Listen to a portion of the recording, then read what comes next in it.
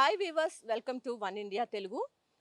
ఆంధ్రప్రదేశ్ వ్యాప్తంగా కూడా నిరుద్యోగులందరికీ కూడా ఇదొక శుభవార్త అనే చెప్పాలి. ఎవరైతే ప్రభుత్వ ఉద్యోగాల కోసం ఎదురు చూస్తున్నారో వారందరికీ ఇదొక గుడ్ న్యూస్.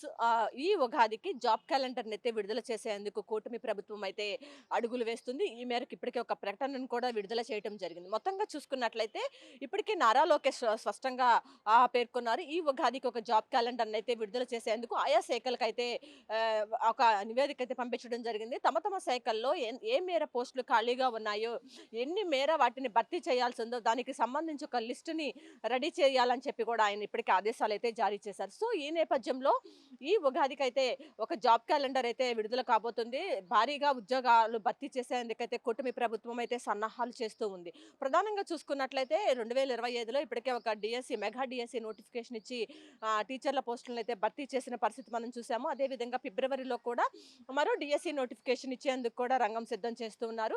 దీంతో పాటు చూసుకున్నట్లయితే ఏపీపీఎస్సీ ద్వారా 20 నోటిఫికేషన్లు ఇచ్చేందుకు కూడా రంగం సిద్ధమవుతున్నట్లు కనిపిస్తా ఉంది. మొత్తంగా చూసుకుంటే వివిధ శాఖల్లో చాలా వరకు కూడా ఇటు పంచాయతీ పురపాలక శాఖలో దాదాపు 20,000కు పైగా కూడా పోస్టులు ఖాళీగా ఉన్నాయి.